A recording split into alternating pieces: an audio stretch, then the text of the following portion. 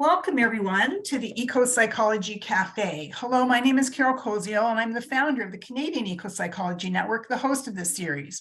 Monica Dragoza and I co-created this program. Today, we're grateful to have Tanya Rodriguez and Pegi Eyers continue a conversation that was started last October about the important difference between decolonize and uncolonize. Thank you, Tanya and Pegi, for sharing your time and wisdom with us. Pegi, I'll start with your introduction and then introduce Tanya. Pegi Eyers is the author of the award-winning book, Ancient Spirit Rising, Reclaiming Your Roots and Restoring Earth Community, a survey on social justice, nature spirituality, earth-emergent healing, and the holistic principles of sustainable living. Pegi self-identifies as a Celtic Animist and is an advocate for the recovery of authentic ancestral wisdom and traditions for all people. Pegi, thank you so much. The airwaves are yours. Well, thanks, Carol. So thank you so much for everyone for coming today to our presentation. This is very challenging material, but it's also very important.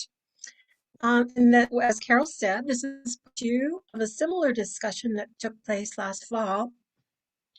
And that video is on the Canadian Ecopsychology Network archives, and maybe at some point during the talk, Carol can find that link and maybe pop it in the chat, because it's really important to maybe go back and see that first part. This is part two. And it's a good video to sort of as an introduction. So if you want to eventually watch that at some point, that'd be great. So Carol, can you just load up the first slide? And what I'm going to do now is just read two definitions of the difference between decolonization and uncolonization. Excuse me. And then we'll turn it over to Tanya, and then Carol, you can also introduce Tanya after I've read these two slides for everyone. So how does that sound? Okay, so slide one. Decolonization is the rematriation of tradition and culture to Indigenous people. Decolonization is the repatriation of land and sovereignty to Indigenous people. Decolonization is for Indigenous people only. It is not possible for white people, Black people, or POC people, people of color people, to decolonize while living on stolen land and benefiting from systems of oppression. So that's from Tanya's Decolonization, a guidebook for settlers living on stolen land, which is on Medium, and it's accessible in the Unsettling America online web news, like a news zine or whatever. It's in many different places on the internet. Okay, Carol, you can go to the next slide. It'd be great. Thank you.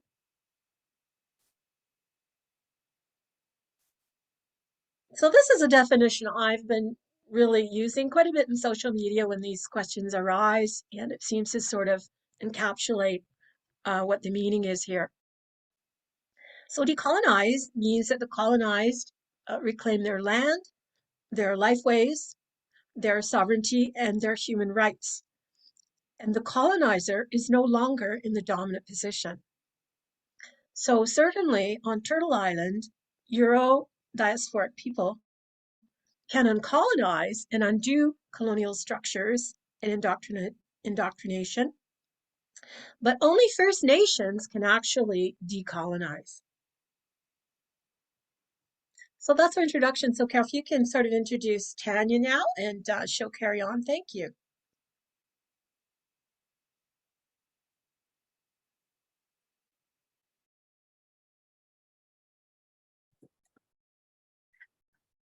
Tanya Rodriguez is Executive Director with the National Institute for Racial Equity, Commission Chair, Human Relations Commission, City of Asheville, and Educator. She is known by many as a fierce Boriqua, which speaks truth to power and is fearless in dismantling the systems of oppression. And I hope I said that right.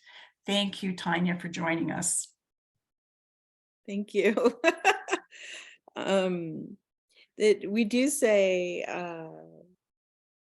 Boriqua, so the original island of the original name of the island of Puerto Rico is Borinquen, and the people from Borinquen are Boriqua, and so that's the lineage of the word.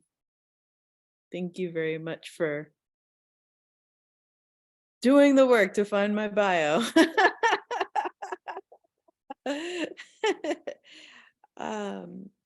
Yeah, I really appreciate the opportunity to share this space with you all today, and all of the people that are watching it after, and welcoming everybody into this discussion. Whether you're here live or whether you're watching it after, we appreciate your thoughts and your words and your suggestions and your presence. So thank you. In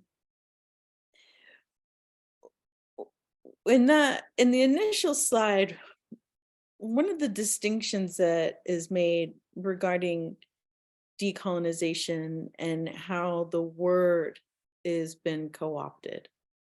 That is what the initial slide relates to, is the co-opting of the term of decolonization to apply to just anything, right? So people have said, I'm going to decolonize yoga. I'm going to decolonize my diet. I'm going to decolonize my wardrobe. I'm going to decolonize my dog food. When really, decolonization relates to the systemic colonial rule over indigenous peoples. So decolonization as a mindset is a misinterpretation and a misuse of the word. And so when we say not everybody can decolonize, only indigenous peoples can decolonize, where that refers to indigenous peoples decolonizing in the lands that they are of. South American people decolonizing in South America, African people decolonizing in Africa, Native Americans decolonizing in America, indigenous peoples decolonizing in Canada. So there's a lot of different indigenous communities in the world that are actively working towards decolonization. In the island of Puerto Rico, original name Borinquen, decolonization is an active conversation as the island is currently under colonial rule from the United States. So decolonization has a very special place in my heart, and it affects me firsthand, personally, the decolonization of the island of Puerto Rico from the rule of the United States. I really appreciate how Pegi expressed decolonization as well, because it's like, mine's so harsh. It's like, nobody can decolonize except for indigenous people, right? Like it's like a bit shocking, but that is the intent of that statement. And well, Pegi is like really like this, all of the settler and all of the beautiful stuff, and it's like it kind of lands a little bit more gently, and I feel like one's very American and one's very Canadian.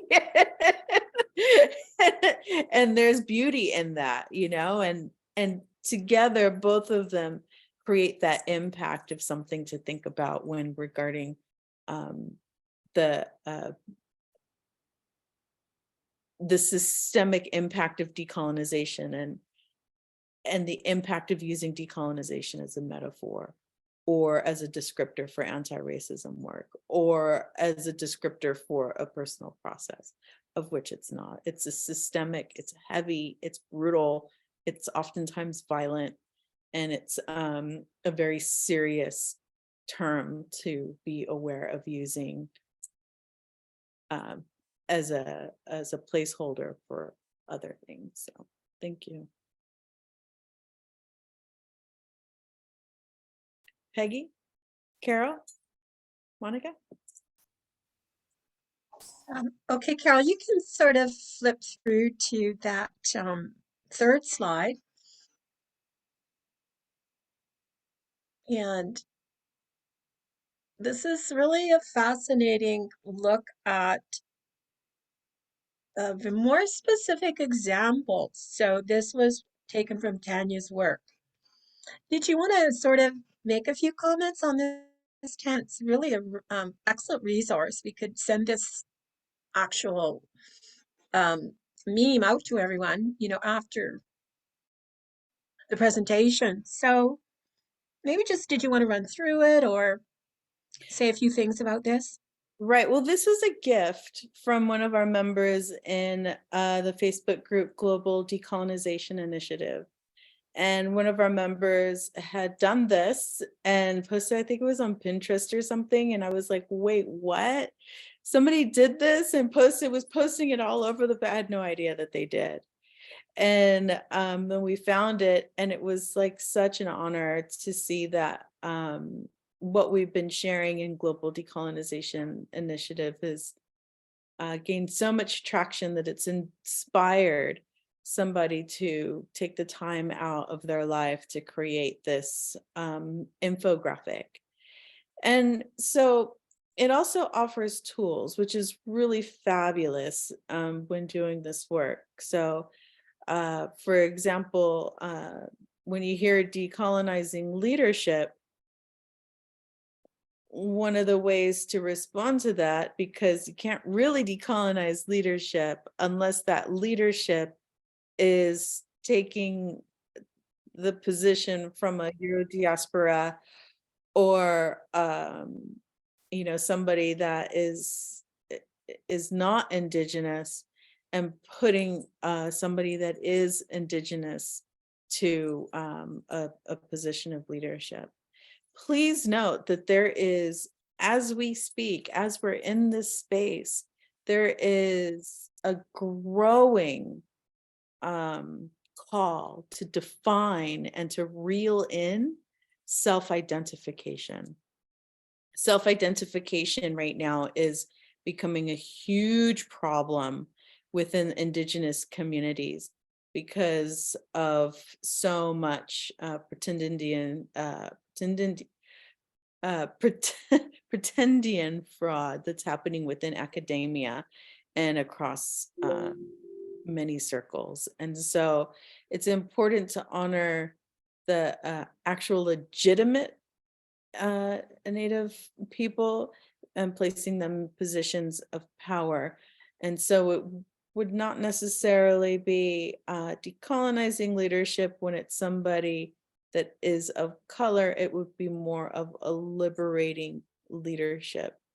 Liberating leadership looks like breaking down the barriers to a person who may not have been offered that opportunity to sit in that leadership position, because that leadership position has typically gone to somebody of the Euro diaspora.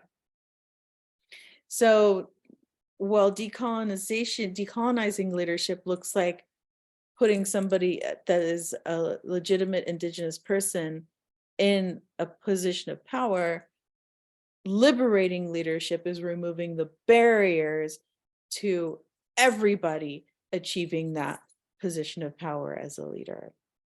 So that is a really good example of how decolonization is often co-opted and used as a broad term to describe the oppression of all peoples of color. Well, it is just specifically for indigenous peoples only.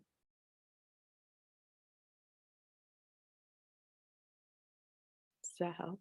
That's great. That's great, Tanya. Thank you. Yeah, so I wanted to mention some of the resistance that I'm finding in the non-native community when I see the word decolonize used in so many outrageous ways, like you were saying, Tanya. I'm gonna decolonize my wardrobe or yoga practice. And what has really struck me is just the resistance to thinking that there may be a boundary, or maybe that term isn't as appropriate.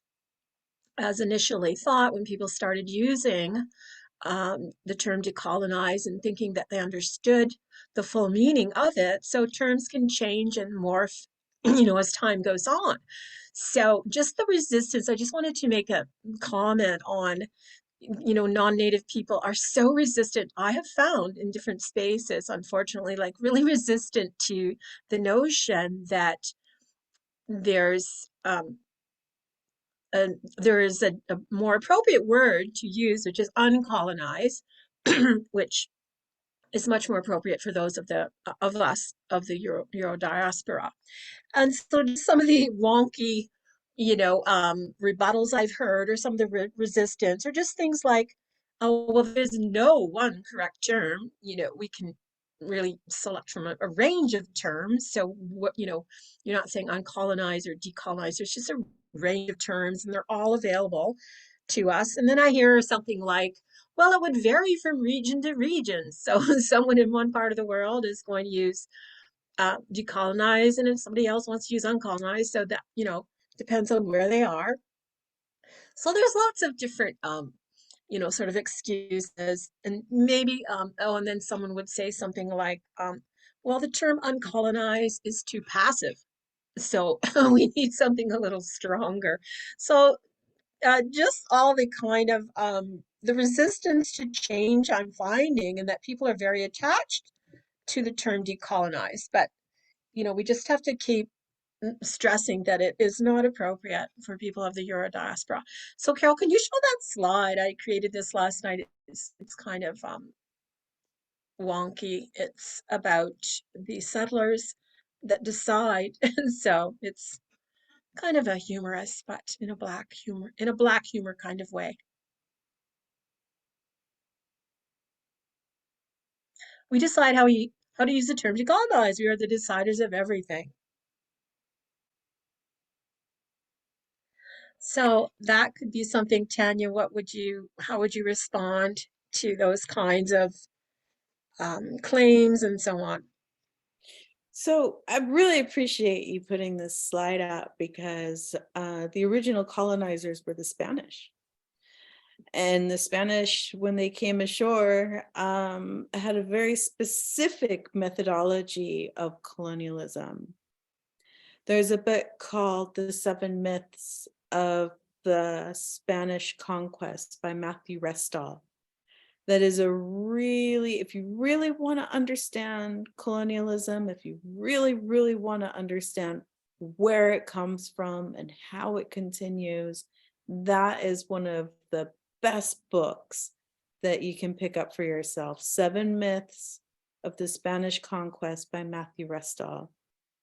And he starts from the beginning of when the Spanish came over and started to colonize the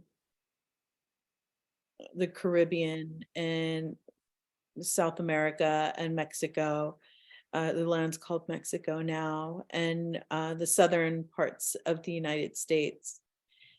And it talks about the very specific methodology that the Spaniards used to colonize these spaces, and specific methodology that can be found today, that is continually used.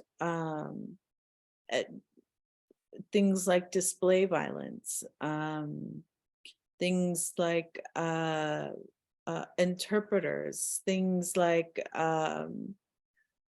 pitting one group against another in order to divide and conquer. All of that stuff came from the Spanish, and then before that came from the Romans, and before that came from lost civilizations. But yeah, it still continues today.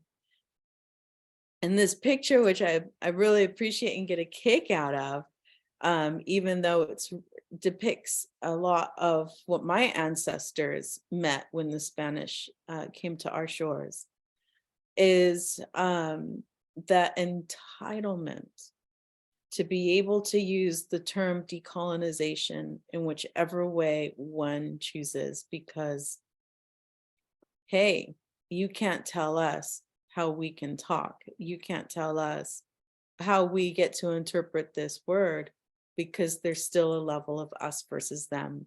And the subject, my voice, my speaking today is really special. The subjectification of people to determine their sovereignty, and saying, hey, it's up to us to determine what decolonization is. And it's up to us to literally gatekeep the term for our protections. So yeah, I really appreciate this. And it has been insightful. This is the Spanish invasion of the Caribbean and of the islands and South America, and it all encompasses that, bringing golds and jewelry, and the Spaniards there in full entitlement. So yeah, thank you for bringing that.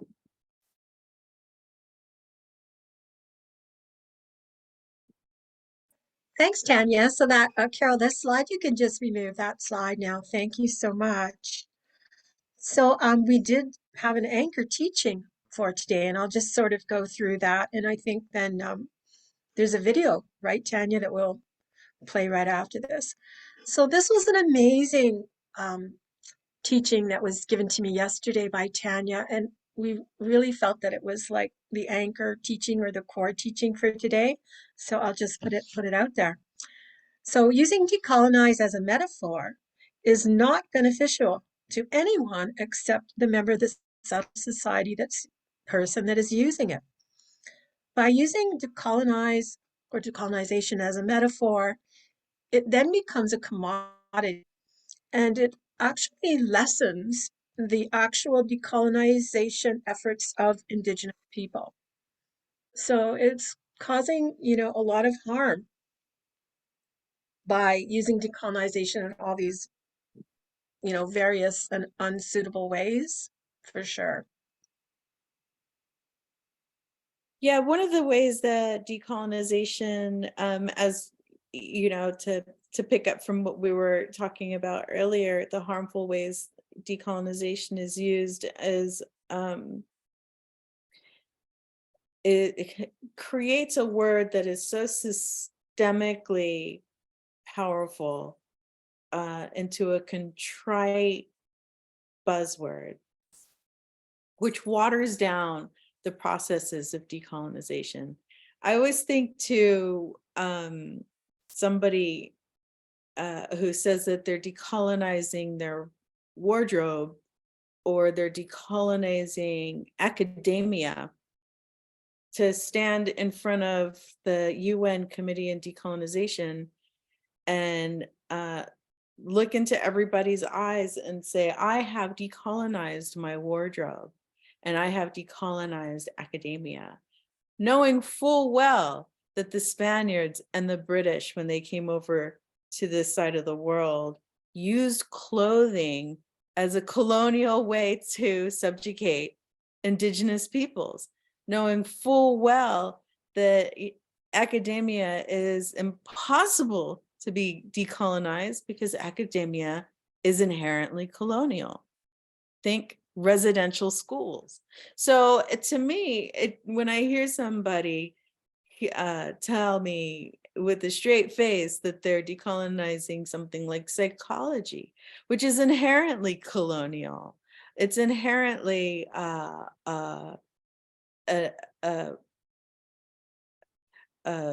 something that's used to further oppress Indigenous peoples. Think of all the Indigenous peoples that were placed into insane asylums.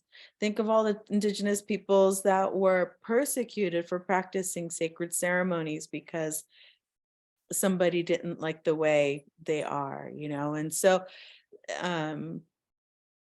it's really important to look at how one is using the term decolonize to not further support the oppression of Indigenous peoples globally.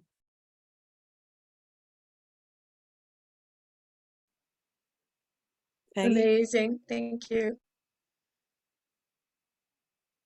So maybe we can work it out right now to play that video. I think be appropriate. Segue. Yeah, Not gonna here's an set it up. example.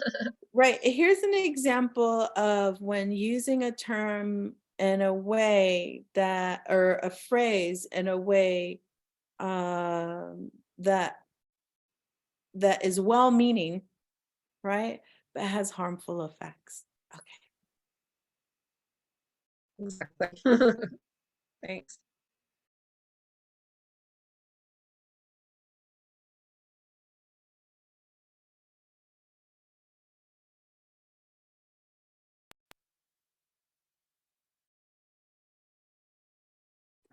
Can you see it okay? Yes. Yes. Yeah. I know you're going to think this is racist, but where are you from? Where are you really from? Where are you from? Glasgow. Nah, but where are you really from? So, whereabouts in China is it you're from? Where are you really from? You're very articulate. You're so articulate. You're so articulate. You don't sound like the rest of them. You don't really sound black. You didn't sound black on the phone. You actually sound white on the phone. This is what you mean to say. How long you been here? Your English is very good. I didn't expect you to sound so British. Oh, you have a degree? Oh, you're interested in graduate school? Okay. What? You're the PE teacher? Your boss is calling you. Oh, how can you afford that house? How can you afford that car? How can you afford those clothes? You don't look like a lawyer. But are you a real psychologist? You look like you smoke weed. You should be able to rap. You listen to rock music? You should be good at climbing trees. You know how to swim? So, do you know karate? Wouldn't they throw stones at you back home for walking around without a headscarf? Is it true what they're saying? Why is your hair like that? Do you wash your hair? Is that your real hair? Can I touch it? That's not all your hair. I bet it's a weave. Let me touch it. Can I touch the waves on your hair? Can I touch your hair? Oh. You're darker than I thought you would be. I thought Japanese people were pale. I didn't think your skin would be so smooth. Wow. Your skin is soft. I wasn't expecting that. Nice suntan. Can you actually get a suntan? You've got a good tan. Yeah, I've just come back from holiday and it's so sunny. And look, Eleanor, I'm darker than you. I'm blacker than you, and I'm white. Wait, so you're not adopted? You don't look like an Indian person. You'd be very handsome if you weren't mixed heritage. You look quite pretty for a black girl. I've kissed a girl with bigger lips than yours. Oh, you look ghetto today. Who allowed you to foster him?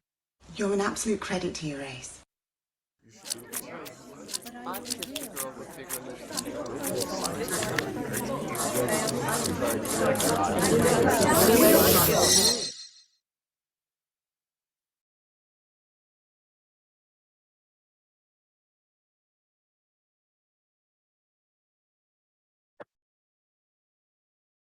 But you're different. You aren't like most black people.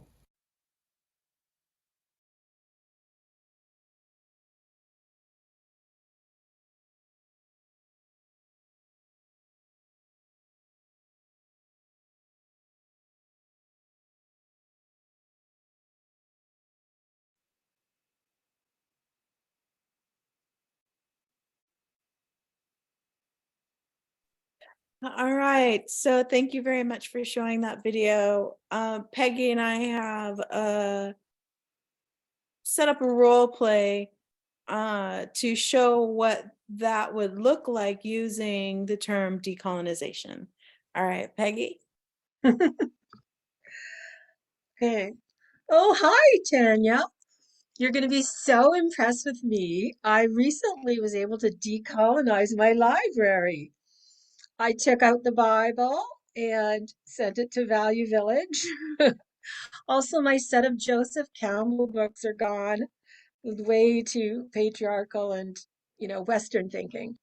Also, this book on Scotland, how the Scots invented the modern world. That book is really wrong. It doesn't represent the Highland Gaelic culture that were decimated by the Scots who went into collaboration with the English. So that book's gone. And then I also got rid of some of my New Age books. One by Eckhart Tolle, who I was like really cringing about because I sort of read it with a decolonizing mind, and there was so much wrong with it. So anyway, I think I've got a really good decolonial library now. What do you think? Wow, Peggy. That's lovely. Thank you for sharing that with me. You are aware that decolonization is a systemic process, right? Sure. Yes. So, have you heard about countries that have decolonized?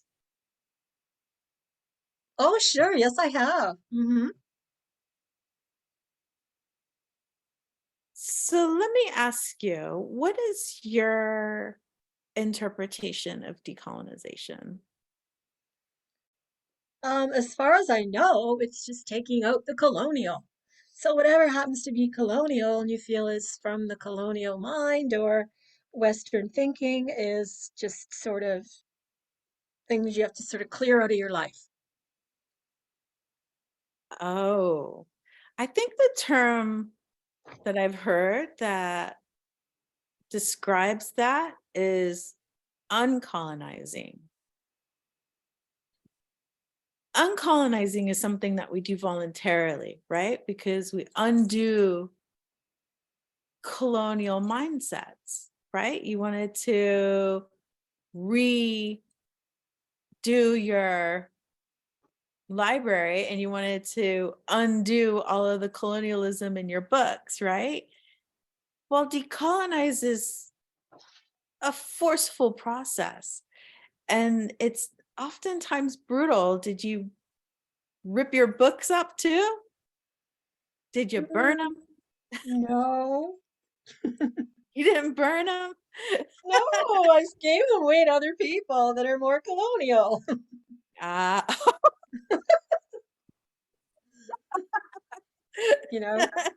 What else? Well, Peggy, I appreciate your decolonial lens on looking at your literature.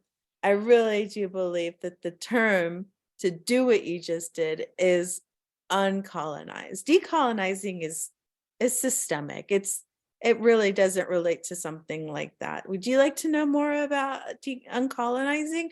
We can go out for some tea and we can explore those things a little bit deeper. Are you interested in that? Oh, totally. Yeah, I think that perhaps that term I could be using in a totally different way that I want to increase my understanding. So I really appreciate that. If I'm using that term incorrectly, please let me know. I need to know. I need to know. Thank you. Wonderful. Looking forward to it. And scene. So this is something that happens a lot in my world, right? People come and tell me that they've decolonized this or or I'll get sent things. Oh, look at this. They're trying to decolonize their acupuncture, so it's just so one of the ways that I've seen my South Asian friends approach that, because India was the first country to decolonize in our world, is approaching it from a decolonial lens. So I wanted to affirm that with Peggy, right? And affirm that she is approaching this from a decolonial lens, but the process of removing is uncolonizing from a personal process, while reaffirming that decolonization itself is systemic. And so bridging those two with her, that provides the opportunity in the space too, if somebody is resistant to not using the term decolonization, to affirm, okay, it's a decolonial lens, however, the process that's happening is uncolonizing, and reserving decolonization for a bigger, more systemic impact. So we'd like to take this opportunity for those watching this video. I don't know if everybody's able to go camera on at this point, or because we would like to invite you to bring to us situations or conversations that you may have been in that have challenged you in a way that explaining how there is harm in using decolonization rather than another word that might be more descriptive in what they're doing, as well as protecting the decolonization efforts of Indigenous peoples globally. So is there anybody that would be interested in throwing out a scenario?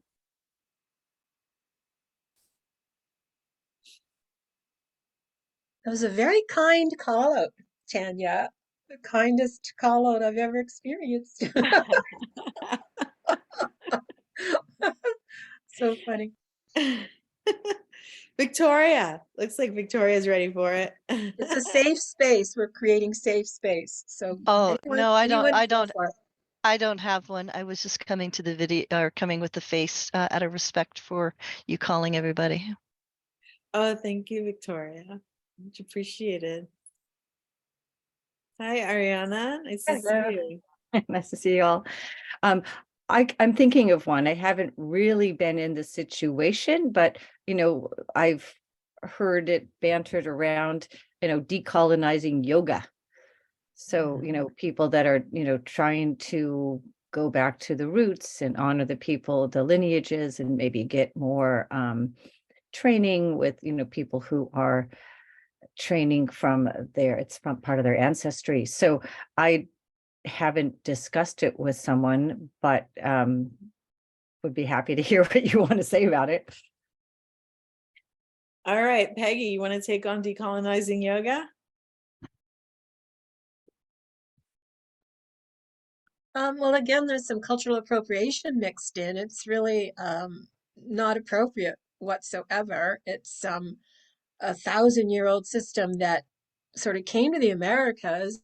A few people that were practitioners in the East decided to sort of bring it to these shores. So they didn't really have the agreement of the full community, I don't think, and other people have written about this. So it's more of a cultural appropriation issue anyway. So I think when they say they want to decolonize it, they want to sort of remove those layers. But again, that's really not the correct term. I think you could say maybe uncolonize yoga, but personally, I don't think it can be really done at all. I think it's totally an issue of appropriation anyway. So, I don't want to be the yoga police, but it's sort of a practice that came to the Americas sort of by accident. And I know it's hugely, hugely popular, but I will always think of it as cultural appropriation. That's just my personal opinion. So to uncolonize it wouldn't really go far enough, in my opinion. Other people have their own opinions. So, in order to fully decolonize yoga, it would need to be led by somebody that is from South Asia. Somebody that is not South Asian that says that they're decolonizing yoga is colonizing decolonization. Not of the benefit of anybody that's South Asian, but for the benefit of them appearing as if they're an ally while contributing to the colonialism of a inauthentic, or not inauthentic, of a intangible artifact. So the intangible artifact is yoga and the philosophy of yoga, right? You can teach yoga, you can do yoga, you can learn about yoga, but you can't put yoga in your hand, right? So it's an intangible artifact. So when somebody has a view that, especially somebody that's not South Asian, that they can decolonize something that's not of their culture, it's the imagined authority of an intangible artifact, which is cultural appropriation. By not handing over the reins to somebody that is actually South Asian, and this and a South Asian person is saying, I'm going to bring you something from my culture, because yoga isn't inherently colonial. So how are you going to decolonize something that isn't inherently colonial, right? By being somebody that is from a colonized mindset and calling it decolonization. So there's a bit of a psychosis that accompanies the idea that somebody that is not South Asian can decolonize yoga. It just doesn't make any sense. It's more colonial to say they're decolonizing yoga when they're not South Asian than it is to just say, I would like to be an ally to people that are South Asian to liberate yoga from the Western conglomeration of the billion-dollar industry that yoga has become. That is more integral than somebody deciding to say they're decolonizing yoga because they're a person of color, which is colonizing decolonization for their personal benefit. So Thank you. I'm glad I asked that question, and I'm glad you explained it. That was really had a lot of twists. So thank you. yeah. Yeah. So it's one of those things, you know, one of those things. How about Amara?